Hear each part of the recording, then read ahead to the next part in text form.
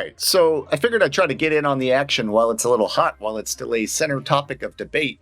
I just watched Captain America Brave New World, which is the new, I guess, Captain America Marvel movie to the series. Introduced a really cool character known as Red Hulk.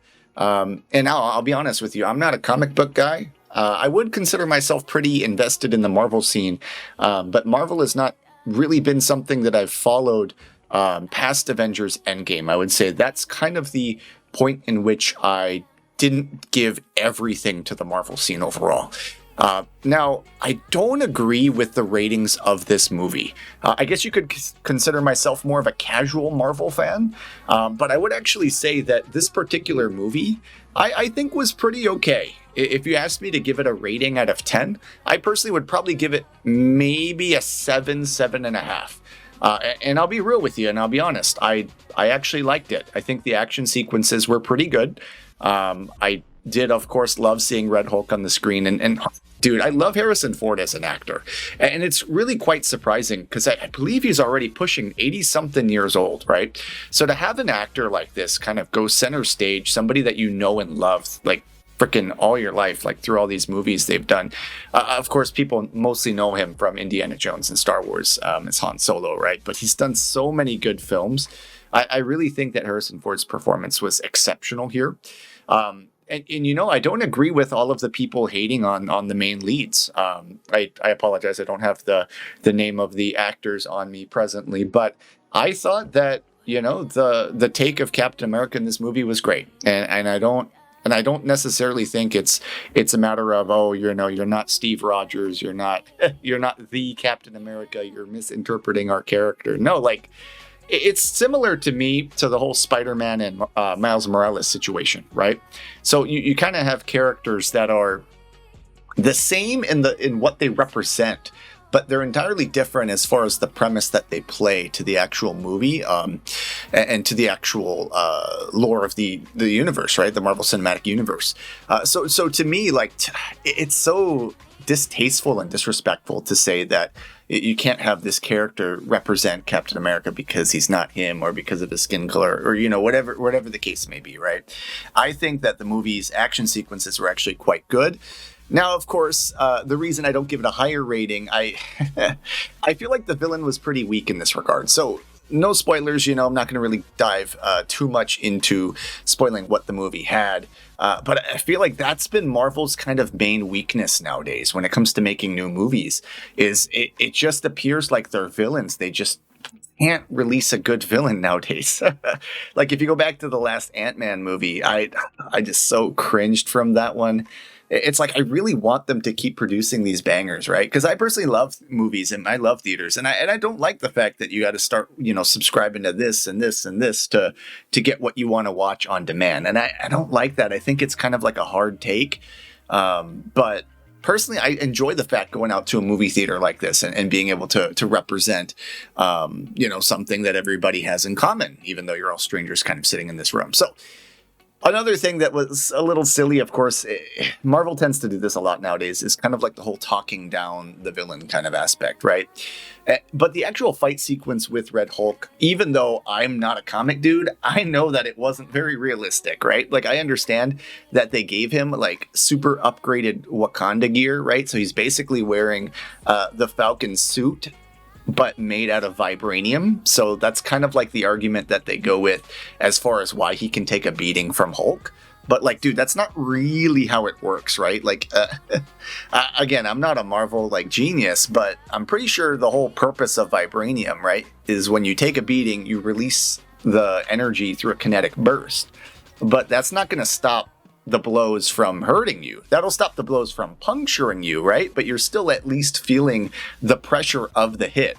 So to give you like an example, it would kind of be like taking a sledgehammer and smashing, you know, somebody with a helmet on, right? Like, yeah, their brain's not going to turn to a watermelon, but the helmet's still going to get concussed, right? You're still going to get knocked out. And that's kind of how it should be, right? Like if you have this guy, this Falcon dude, like flying at the Hulk, and you have his wings cut him or blade him or whatever. That was kind of how they were damaging Hulk, right? Is like obviously pistols or bullets are not going to do anything to the Hulk, right? Punching him as a normal human without the super serum ain't going to do anything. But he was using his wings to like clip him and cut him and do all kinds of things like there.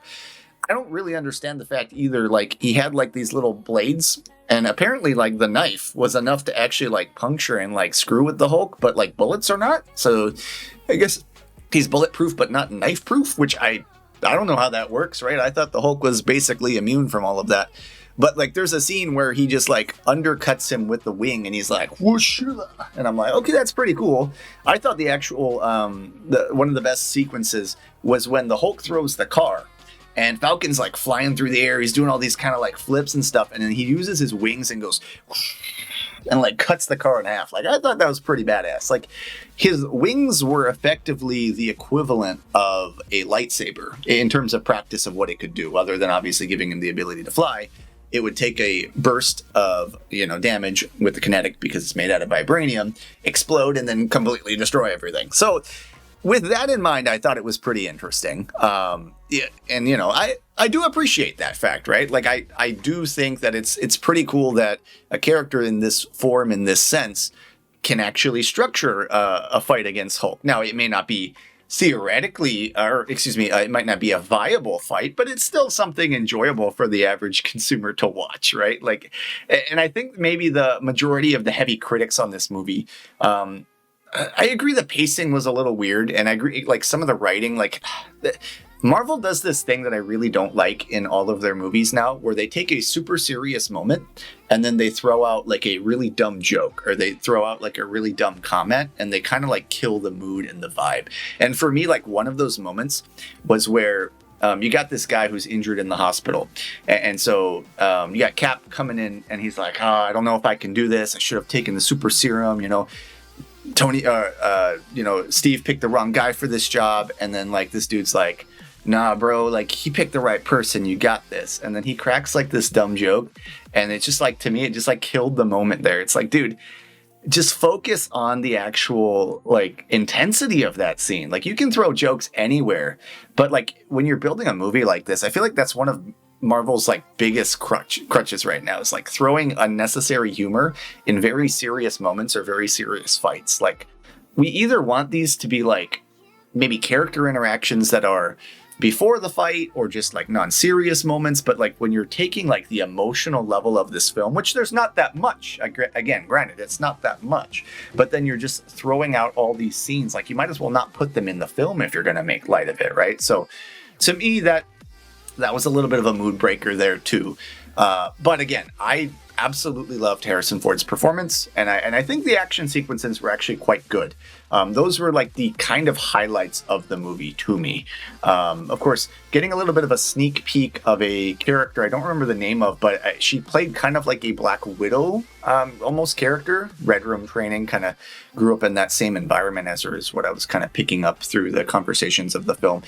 And to be quite clear, I thought that was interesting too, like having another character represent possibly an expansion to like another Avengers team, right? Because we already know what happened based on Avengers Endgame, of how the characters are changing and how the characters are divulging. So Harrison Ford's character, before he goes crazy, he wants Cap to put this team together, right? He wants the Avengers back together, even though that was kind of something they did away with.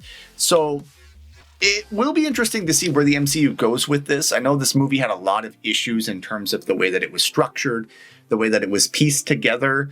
A lot of people didn't like the fact that they had so many reshoots, but they put a lot of money and time into this film, and I personally think that it was okay. I don't consider myself to be a very harsh critic, but I'm also not going to say it was the best movie of all time, right?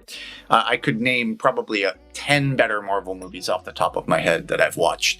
And again, I would probably lean toward this being more of a 7 out of 10. Now, granted, I think that's okay to not be a great Marvel movie. Like, nowadays, the expectation is not that high. You don't have that much competition. But I do feel like the film portrayed what it needed to, and I got enjoyment out of it, And that's really what you're going to a movie for. Especially when it comes to Marvel movies. I feel like people take it a little bit too seriously sometimes. when at the end of the day, you're going there for the experience. And yes, it builds and it ties into so many other things, but I don't feel like this movie was something that you guys needed to take as seriously. I do think that it's building up, right? And that's kind of part of what makes Marvel special, is we have all these movies that can eventually be tied together, and it doesn't really matter if one is going to absolutely kill it and one is just going to struggle a little bit, you know? To me, it's okay to do a little bit of both. So with that in mind, that would kind of be my take and my perspective on this movie. If you guys enjoy this type of content, I'm trying to experiment a little bit, taking a little bit of a break from the board game side and looking to do a little bit more commentary, mostly unscripted with maybe a couple bullet points here and there. And I just figured since I had enough time tonight, I wanted to swing by and see the new movie while it was still relevant and a hot topic on people's minds. Let me know if any of these takes you guys agree with, disagree with. I'm always open to feedback. And, I'm really looking forward to seeing what the MCU does next. I think you guys are going to enjoy it as well. And, I'll be around for more movies, and hopefully you guys will be around for the next time to hear me rant. All right, guys. As always, take care. God bless. Have a great day.